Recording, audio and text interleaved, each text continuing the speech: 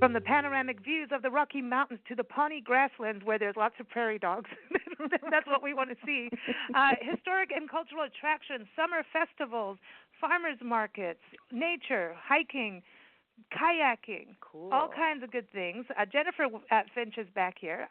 She's the communications director from Weld County in Colorado, and today she's back on the show to talk about all the summer fun you can have in Weld County and Greeley, and they're right in the heart of northern Colorado's High Plains country. And I encourage you to go to their websites, Discover-Weld.com, and also visit Greeley.org. And so good to have you back on the show. Jen, how are you?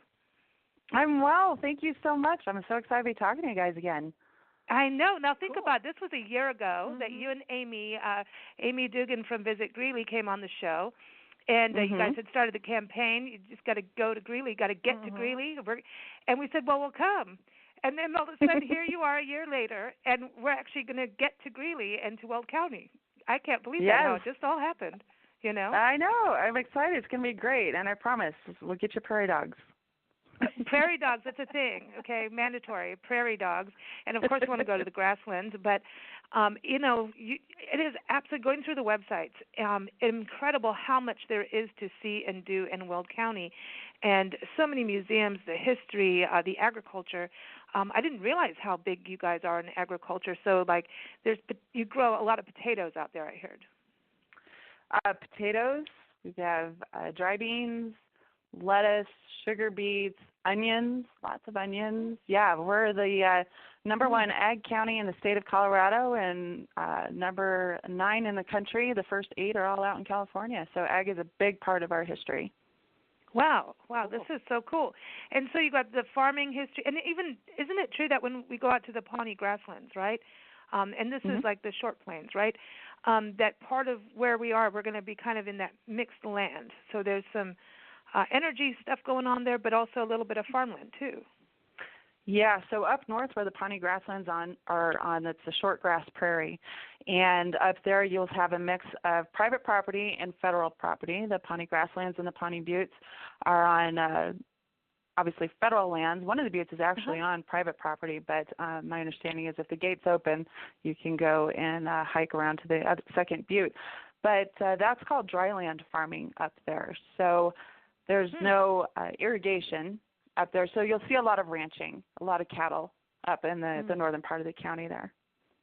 Wow, how interesting. So I can't wait to get the grasslands. That's, you know, one of the reasons we even, you know, connected with you all in the beginning was like, hey, you know, we cover national parks and park units. Now we cover all parks. And, you know, that's what we're doing, travel full time. And we weren't doing that when we first chatted with you. I think we knew we were going to. No, we didn't. We didn't know yet that we were hitting the road full time again. No, we surprised ourselves. We did surprise. We do that a lot. You know, it's called wine. You know, have a good wine time, and next thing you know, you're on the road full time. And that apparently there's no shortage of, you know, libation in your station in Weld County. No, we love craft beer, and we have some of the best breweries right here in Weld County. There's also a few wineries, and there's a meadery. See, a meadery. We've never been to a meadery before. No. Okay. Yeah. Okay. The so list we've is got getting it all longer. for you. So now, you know, because of the food and everything, there's farmers markets, and you know, one of our friends, our Cooking with Love expert, Ruth Milstein, sent us on a story mission, and she said, Nancy and Lisa, and then we've got Donna from the Peanut Patch. So Ruth says, you have to go and find picnic spots, and she wants us to go to farmers markets. She wants us to go out picnicking with fresh food.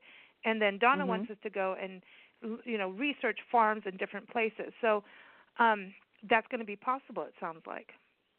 Oh, absolutely. Yeah, well, there's farms. Like I said, the northern part is dryland farming, so that's mostly grazing. When you come a little farther south from the grasslands into the bulk of the county, you'll have irrigated farms. Total side note, water law in the west actually starts here in Greeley. So we have lots of wonderful farms growing produce and fruits and vegetables, and we've got a lot of farmers markets. So it's really great that you can go to these markets and and Windsor's got one every Saturday. Greeley has one every Saturday. Erie in the southern part of the county has one every Thursday. Meade has one. So they're all over the county, and you can meet the people who are growing your food, and that's fantastic to have that kind of a relationship, that kind of opportunity to meet the actual person who put the seed in the ground and then has brought their fruit to to the market, and then you get to take it home and enjoy it, and it doesn't get any more fresh than that, and that's fantastic. I love that. And then you seem to also have a lot of events that celebrate your agriculture, a lot of different festivals. But you say you don't even use the word festival. Well, some do, but we celebrate our food here. There is no doubt about that. It is part of our history. It's part of our day-to-day life. So we kick it all off on June 1st with Johnstown's Barbecue Days, which started in 1902. It was actually called Dairy Day back then. Went through a couple different phases, but in 1963 the locals revived it, and that goes strong every year, and it's a celebration for that town. Then most of the festivals where we celebrate our food come obviously at the end of harvest season. So Milliken has a Beef and Bean Day in August, and Meade has a Sugar Beet Festival in September. Greeley has Potato Day in September. So we enjoy our food here. Erie even has Biscuit Day. Really? Well, okay. So now, and that's real biscuits, right? Not from real the cattle biscuits. side. No. Real, fantastic, edible biscuits. They also have a stew competition, so it goes together. Okay, there you go. So, so we're all going to be covered on food and drinks, so everyone coming out in summer and then all into the fall. I know there's like the Oktoberfest, and so a lot of different things going on. Let's touch on a little bit in regards to the history, because this is important. Isn't it Horace Greeley is part of the name, that name is, he's one of the first publishers, I believe, in the country newspaper publishers. And so Greeley was named after him, right? It was, yes. Yeah. Wow. So we're venturing more into Amy's territory, but it was named after him. And wow. Nathan Meeker, I believe. This is where you're going to test me. This is why my desk is covered with notes of like, okay, what you going to ask me? What are we going to do to you? I know. But yeah, no, they came out here. They wanted to create a utopian society, and one of the things that they did, which I think is amazing, is, back then in the 1800s, you come out to the wilds of the West, and a group of men looked towards the mountains and saw that snow and said, you know what, we're going to bring that water down here to Weld County and farm. And they did. And one of the first, if not the first, irrigation ditches solely for food is the number 3 ditch, which comes through Weld County, right through Greeley. Wow. Don't fall in, Nancy. What makes you think I would do that? I don't know. It's never happened before. I know. So but this is the thing too, because you've got a lot of forts. So are these military forts? Because it seems I was looking at them. Some of these forts date back to the 1830s. Yes. No, they were all fur trading forts. No military forts were here. So in the early 1800s, in 1835, there was a government expedition that came through this part of the country, and Fort Vasquez was established in 1835, shortly after that expedition, and then in 1836, Lancaster Lupton established his trading fort, and then there was another one, Fort St. Vrain, and that was established in 1837. There's also a fourth fort, Fort Jackson, which has kind of been lost to history. I know the true locals know more about it than I've been able to learn, but all these particular forts are along the South Platte River, which coincidentally now follows Highway 85, follows that to the eastern part of the county. And so these men came out here and they established these fur trading forts, and the first licensed business in Colorado was actually Fort Vasquez, and so they would trade goods with the mountain men and with Native Americans and then send those back east, and they didn't last a particularly long time, but they are an important part of our history. And Fort Vasquez has a museum. You can actually stop by, and it's a great little museum. And the interesting thing is, if you're on Highway 85, it's right in the middle of the highway. So it splits the northbound and southbound lanes. Historic Fort Lupton is a fantastic fort as well. They also have other buildings. They have the Donaldson House, and they have a trapper's cabin, and they have an old schoolhouse, and they have a lot of different activities there, more living history events that go on there, people in period costume doing the activities you would have done in the 1830s. Wow. So do you still have mountain men? Yeah, that's important. This is important. Cool. Yes. In Fort Lupton, one of their great events, they have lots of great events, but one of their greatest every year is Trapper Days. And so there are a group of people who are very much involved and interested in that era of time, and they'll come out to the fort. The fort actually has several events throughout the year, but Trapper's Days is the big one for the town. And they'll camp along the river, and they will camp in teepees or different I'm not going to know all the right names, but last year when we stopped by, there was more than a covered wagon, but a family was staying in there, and you can talk to them about their interests. My kiddo and I, we were there, and we actually bought flint and steel, and we know how to make a fire out of dry grass. So I don't know if and when we would ever do that, but we know. You could go on Survivor. Yeah, send Jen to Survivor. Cool. She'll win. Well, if I $20, I might do okay. See, so this is so cool on the history, because you also have a heritage area, national heritage area, and that's something that is just such a. Cool. I love heritage areas. We're in one right now here in Yuma, Arizona, the National Yuma Crossing, and it's what's interesting about where this trip. We're going to go from Yuma and almost follow all of the Colorado River backwards, because that's how we roll. But the Colorado River goes from here, it goes from Rocky Mountain National Park, and you're just on the other side. So we're like going from the flip side of the river backwards. Backwards, yeah. Cause, that's where it starts, absolutely. But it's really interesting, these heritage areas. And so it's Poudre, right? Am I saying that right? It's Poudre, the Castro Poudre River. Yep. Okay. Oh. So it's French. Wow. Okay, well, that I again need help with that. from a fur trapper. Oh, there you go. See? Yeah. Okay, so that's going to be cool to be part of that. And then when you're talking about Fort St. Vrain, isn't that part of a state park as well? No, actually. You'll find that there's lots of places named similarly. So Weld County is actually named after Lewis Ledyard Weld. He was the first territorial secretary of Colorado. But the gentleman who first came out here on this expedition was Major Stephen H. Long. He came out in 1821, and he actually, the quote that has been reported that he said is that this area would never be fit for human habitation and should remain forever the unmolested haunt of the native hunter, bison, and jackal. So I think we proved him wrong, but Major Long, Long's Peak is named after him as well. So Fort St. Vrain is actually just west of current-day Platteville. So it's on the eastern side of the county. St. Vrain State Park is on the western side of the county, and that is a fantastic place to stop by and visit, because they have water and boating and trails and birds and fishing, and it's a great place. Cool. I love this. We started talking about the Pawnee-Grasslands, and so you've got St. Vrain, and it seems like, all the photos, I follow you guys all on Facebook and Twitter and Instagram, and I'm like, can we get there already? Are we there yet? Because there's all these beautiful natural areas, and it just seems like you have really cool, interesting weather. So I do want to know, what we should be wearing, what we should be prepared for, even though everything we own fits in one suitcase each on our tour. But what's the weather like? And I want to talk about the parks and birding for sure, because it looks like you have amazing outdoor backyard. Really beautiful out there. Yes, we do.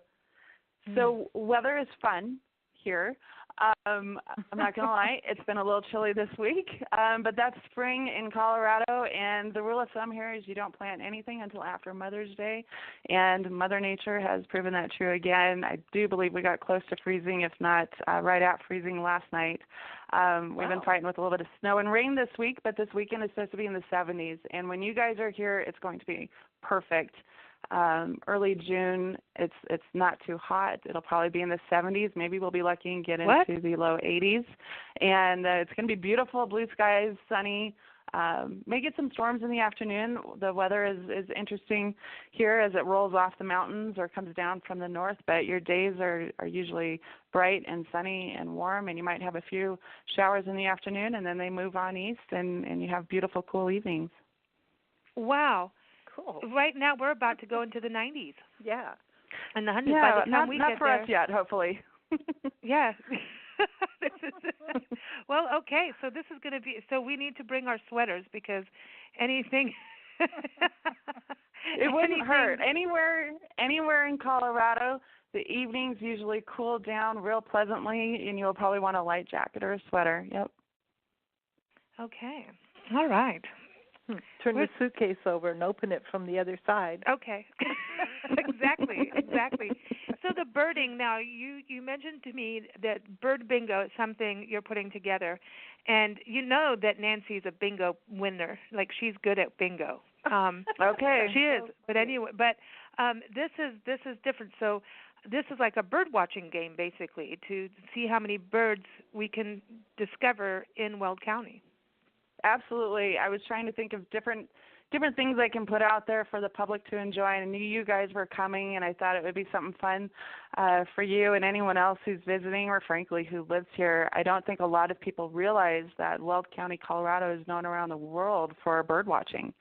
And I was at an event on Wednesday and spoke to a woman who works at one of our local hotels, and she said, "Oh, I know. I just talked to a guy today from Dublin, Ireland, who's making reservations to come out here to go bird watching." And Weld County has hundreds and hundreds of species of birds that either live here or migrate through here. And so you can see great horned owls, great blue herons, ringneck kingfishers, egrets, burrowing owls, the lark bunting, which is a state bird. There's just birds. If you just stop and look, there are birds everywhere. We do. You have lark buntings. Oh my gosh. I can't wait. On the grasslands. Yeah. That's right. I remember that from our conversation as you said that, because I'm excited about that. I think this is so cool. And being the migratory birds that you're talking about, tomorrow, May 11th, is World Migratory Bird Day. So happy World Migratory Bird Day to Weld County. Yes, thank you. And St. Vrain State Park is hosting an event for that as well. So it's great. You know, birding is gaining in popularity, and the wonderful thing is you don't necessarily have to go anywhere. You can go to a park. You can look at birds in your own backyard, but you need some patience and maybe a good pair of binoculars, and you're ready to go. I think I'm going to open an account on eBird and start being like a bird citizen scientist and start documenting there you go. Everywhere. That's a good idea. Yeah, because it's so interesting when you just move around a little bit as you travel. All of a sudden, there's like a whole bunch of species you have no clue what they are. And bird bingo, like part of that for us is like, what is that? What are we looking at? Yeah. And then you think and I belong to this bird Facebook group, and I think I know something, or I really don't, and I'll put something up there, and I really think it's going to be this bird, and here comes every birder in the country to tell me just how wrong I am. So I can't wait because it's a Southwest Bird Group, so I'm going to be posting there as we come through Weld County. I'm going to go, I know this is an oriole, and they'll go, no, it's a tanager. Can't you see? Yeah. So I can't wait. I can't wait to be told I'm wrong. It's going to be fun. The one place I know Nancy and I talked with you about this at our first conversation was the Wild Animal Sanctuary, because this is so unique.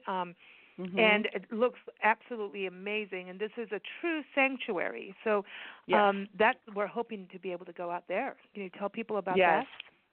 Yeah, that will be great. The Wild Animal Sanctuary is located down in the southern part of Weld County, outside of Keensburg, and it is an amazing place. It sits on 789 acres, and it's home to more than 500 rescued lions, tigers, bears, leopards, mountain lions, wolves. It's the largest and oldest large carnivore sanctuary in the country.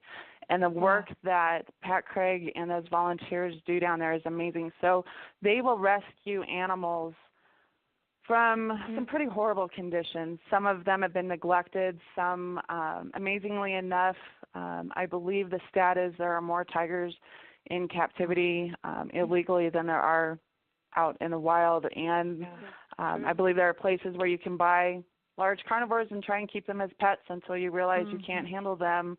And then sometimes these animals are left in some really horrible conditions. So they rescue these animals and give them a wonderful place to live out the rest of their lives. And they have habitats that are acres huge, and they just get to live.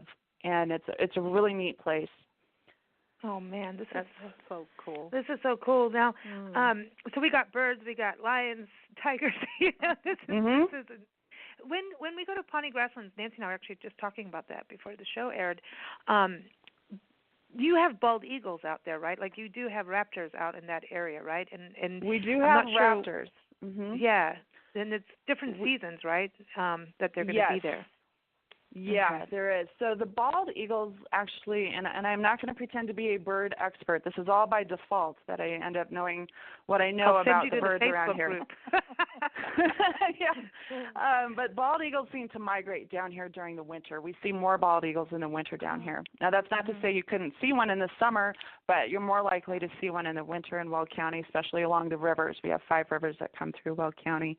But we have a lot of other raptors. We have a lot of different types of hawks and peregrine falcons, and so there's a lot of them, and some of them do nest up on the Pawnee-Grasslands.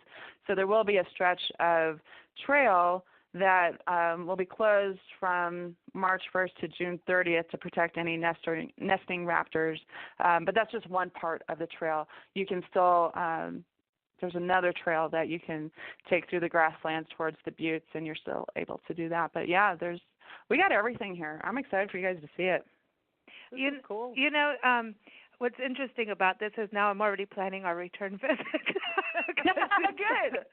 Yeah, it's funny, like, because it's the truth. Birds come in and out, and everybody has a different time, and I love to see places in all the different seasons. Festivals, we were talking about the food festivals, and I can't wait. The Greeley Blues Jam. Listen, I'm excited. Larkin and Poe are playing, and I started watching. Have so much fun. It's dangerous. I mean, I got into all the music, and I was telling people, I'm like, this is insane. The bands that are playing there, I mean, I'm going to be in trouble. I go crazy. I'm just telling you. So do you have like a crazy seating area for crazies like me that really, I might, even get out there and, dance, and that might be scary too. But no, it's all fabulous, and that's where everybody is. Everybody is passionate about the blues, and their slogan is "Ain't nothing but a party," and that's the truth. It's an amazing time, and they bring in sod that they lay out in the arena at Island Grove, and the fascinating thing to me is there are stages on both ends of that arena. So you'll turn around one way and watch a band, and then when that band is done, you'll turn around the other way and watch the other band, and it's just a great time with some great people who are passionate about great music, and it's fantastic. You're going to have so much fun. This is going to be crazy, like it's serious. It's one of our story missions too is to find music, and I'm like, okay, this is going to be cool because you have that Friday night. So the Creative District in downtown Greeley, I know that gets all alive on Friday nights too. But one thing I didn't know that you guys celebrated John Denver too in your area. I always thought, it's going to be Pagosa Springs. I've heard about a festival there or that area, and then like Rocky Mountain. I don't know. I just didn't know that you guys celebrated him too. So I'm going to go out on a limb. I'm going to say true Coloradans always celebrate John Denver. My first concert, I was probably about, 7, 8 years old. My mom took me to a John Denver concert at Red Rock. So I think you're true diehard Coloradans. By default, you have to like John Denver, and we do. It's probably Weld County's best kept secret, and it's actually a coworker of mine here in Weld County government. Her and her husband put on this event every year on their land down by the Animal Sanctuary in Keensburg, and officially it's known as the John Denver Folk Festival, but it's earned the nickname as Keenstock. and it's starting its 5th year this year. And yeah, they just celebrate folk music, and they have several other bands coming. It's all free, but the criteria for who he invites to come play is they have to play at least one John Denver song. And then the founder, he and his band, they play multiple John Denver songs. And if you want, you can camp down there the night before and on their property, and they have a big campfire where everyone's invited to bring their guitar and you sing John Denver songs, and it's pretty fantastic. This is June 22nd. That's when we're going to be down leaving Santa Fe. Are you kidding me? Can't we, I don't know. Can't they just do everything on one day? I'm like, okay, we might have to come back, because I was looking like you also have Carbon Valley Music and Spirits Festival. Ooh. Yes. Yeah, this year will be their 12th year that they have this all-day festival down there, and it runs all day long, and they've got a lot of stuff for the kids. They have climbing walls and trampolines and bouncy houses. There's local brews that you can buy there, and then they have live music all day long. And some of the bands that they have listed on their website for this year are Carrie Morin, Chris Daniels and the Kings, the Petty Nicks Experience, Tyler Walker Band, and Los Lonely Boys. So they've got a great lineup down there, and that's August 3rd. Right on. And then it seems like you've got a lot of summer music concert series going throughout the entire county where you can go to different, like every week they do a concert in the town. Nice. Yeah, you guys are having too much fun. We have a lot of fun. I was trying to prepare. I'm like, okay, what are we going to talk about? What should I prepare for? And I sent an email down to Lisa. I'm like, okay, I have 38 pages of events for this summer, and I was like, I'm thinking that's probably not going to fit in our time frame. I can't even count to 38. Are you kidding? Okay. There's a lot going on. Summers are fun. Well, it's awesome. I'm just going to say it's wonderful, Weld County, because it's like you do have a lot going on, and so I want to go to the Frederick Chainsaws and Chuck Wagons. That sounds like fun. It is fun. It's fantastic. Yeah. So they bring in chainsaw artists from all over, and they actually do chainsaw carving demonstrations and a competition. And what's nice is that a lot of that chainsaw art is there in the town from previous years. It's all over the town that you can see, and it's a fun family event, and it's something unique, and we love it and invite everyone to head down and check it out because it's a lot of fun. Okay, now I've got to bring this up, especially for Nancy, because she's got a certain thing of history that she loves. It's called bootlegging, and she loves pirates too. Garden City bootlegging days. This is August 24th. So what was going on in Garden City? Okay, so if anyone from Garden City is listening, I apologize because I'm not as well versed in this event, but I lovingly refer to Garden City as our little version of Vegas.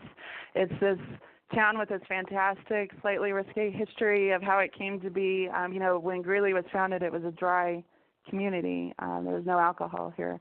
So Evans sprung up and said, oh, we got alcohol here, and then Garden City fits somewhere in that mix as well. But bootlegging days, it refers to back when you couldn't drink in Greeley, so you had to go somewhere else. And they have a great community event here, and Garden City is this cute little spot between Greeley and Evans, and it's their little community summer event that they have that they share with everyone. We've got just the solution for that. We have something where you can take it and have our Portofino. Yes. It's our Portofino. Yes. You would never know there's alcohol in it. It's so great. It's stealth. We have a backpack and a beautiful tote bag that nobody would know. Yeah. You go to a pool, and all of a sudden, you've got a little silicone cup, and you're smiling. And, just you have your own little spigot that pops out. And nobody can see it. And it's all insulated and keeps your wine cold or whatever else you want to take in there. So you can go hiking up the buttes in Pawnee-Grasslands, sit down and, have our little wiggy time and look at the view. And so there you go. Be prepared. There's going to be some interesting photos coming out of Weld County. And if it was illegal, I didn't do it. It was just a bag. Well, nobody would know because you can't see anything. So it's there you go. See, I knew I liked you guys. I think we're going to have fun. I know. This is so cool. You guys also have balloon festivals. I think we're missing one of them, right? One's happening like next week. Yeah, Go ahead. The first one is next week. It's May 17th to the 19th, and that's the Erie Town Fair and Balloon Festival. The next one is Frederick in Flight, and that will be June 21st and 23rd. Both events are a great little celebration for those communities and bring in hot air balloons, and they'll do a glow the night before, and then if you get up early enough, you can catch them taking off. And so what's fun is on those days in particular, the sky will be full of hot air balloons. So those are both fun, but May and June will be those events. Now, Centennial, James Michener wrote Centennial based off of your region, right? And so yes. One of the other stories that we've been sent out to do series is literary stories. And I'm like, okay, we've got Horace Greeley, and now I got to do something on James Michener. Do any of the museums have anything that we should be going to learn more about him? Or is there specific sure. areas? You know, the Greeley History Museum may have stuff, but I would actually stop by the University of Northern Colorado. They have the Michener Library. He actually was a student there back in the 70s, I believe, and so that would be a great place to stop by. There's also an art gallery there that is the Mary Michener, which is his wife, art gallery. Wow. Oh well! Now you just took, because we're also on an art mission story. Okay. This is cool. And we have to do things. I'm just going to go through. We have to do one on family history, and it seems like you got some history going. That's not going to be hard. Do you have any old cemeteries that we can go check out? Yes, we do. The Lynn Grove Cemetery in Greeley actually is where you can find the burial sites for a lot of the people who pioneered out in this area. If you go up north, if you're on the Pawnee, I believe it is kind of southeast of Grover, they have a Sligo cemetery. Some of the headstones that are still there are actually still wood, and some you can barely make out the years, but you're talking early 1800s there. So yes, there's lots to go and visit and appreciate the people who came out here before us. Wow. Okay. Cool. Now we also have a story. We have to do a story of excellence. So people that are have integrity, or from the past or even present, and then youth success. We need to do a story for the youth. So I know there's monster days that you guys have in August, cool. Which I wish we were there for, because I just want to run around in a monster outfit. Me too. And I know that's like, don't be a monster, and I love that. Anything in particular that you would say, especially for families to go to, that have a good place for youth, or any youth projects we should see? Oh, wow. Catching me off guard on that one. There's I'm going to have to think about that one. Monster Day is fantastic. That's a great family event. And that event is all inspired by a national program, Don't Be a Monster and Don't Bully. And that's great. But it's one of the quirkiest, most fantastic events I've ever been a part of or gotten to participate in. And it's fantastic. Wow, some other things going on. There's just so much. I was trying to pull it all together. It looks like there's a very so many great people and great things here. It's hard to pin down just one. And the public art, that's the thing. I can't wait to go see all these murals and carvings, and so it seems that you've got two communities, Greeley and then Frederick, that are all into public art. Yeah, those are they have quite a bit of public art. You can find public art, kind of throughout the county, but Greeley has a fantastic public art program. Their murals on the downtown buildings are fantastic. They've got a whole 8th Avenue that runs on the east side of town. They have these trees along there, and each tree is different. There's one tree that looks from Dr. Seuss, and there's one tree that has ornaments on it like a Christmas tree, but they're all family members, and so that's very neat. Well, there you go. See, there's our family story. Yeah. There's our family story. Mm-hmm. Yeah. Exactly. And Frederick has a lot of public art as well. They have sculptures. They have the chainsaw art. They also have murals throughout the town. And then another project that I want to be working on is there are sculptures of buffalo throughout this county. And so I'd like to create a kind of little map that shows you where you can see all these different statues of buffalo, from Island Grove here in Greeley to Hudson has a beautiful statue of a buffalo down in front of their municipal building. And there's one right in the middle at Fort Vasquez, right in the middle of the highway there. That's a beautiful statue as well. So I know they're out there. I'm working on where they all are, and I'll put something together for people who may be interested in that as well. Oh, I cannot wait. I love following things like that. And so much fun. I think what's so great about public art and, things like, Find the Buffalo, it's just a unique way for people to discover a region. Mm-hmm. It's kind of like, it's like a treasure hunt, like geocachers and how, people get into that. So I think it's part of that experience of, discovering a community in a different way. It's fun. And it's fun for kids. To keep active, so too. And I think it forces people to kind of slow down and really look and appreciate where they are. It's so easy, especially with small towns, to just drive past and look at it like, oh, it's just a small town, there's nothing to do here. But our small towns are vibrant and have these amazing histories of how they came to be, and they're wonderful, welcoming communities. And so when you slow down to look for the buffalo statue, by default, you're appreciating the town and learning more about, well, why do they have that, and what does that mean for their history, and what is here now. And then you find the mom-and-pop restaurants and shops and antiquing all along 85. Oh, wow. There are great antique stores through here. And so anything that we can do to make somebody just kind of slow down a little bit, whether it's looking for public art or looking for birds, and just slow down and appreciate where you are, I think is beneficial, because I don't think we do that enough. Agreed. Agreed. Totally. And all the trails that you have all kinds of trails everywhere, and golf and parks, and I mean it's going to be huge. I don't know how we're going to get it all in, but that means we just come back and have a good time another time. And so we're excited. This is going to be so much. I know we're just going to be running around, and that's good because there's a lot of beer that we're going to have to run off. So that's a good thing. It's all going to be worth it, though. I'm excited about is the Colorado Model Railroad Museum, and I want to talk about that because this is neat. I mean, for kids too, right? To look at the history of trains, but to see them with those big exhibits. I was like, looking at their website, and it looks like, wow, this is huge. This museum. It's amazing. Yeah, it's an amazing museum.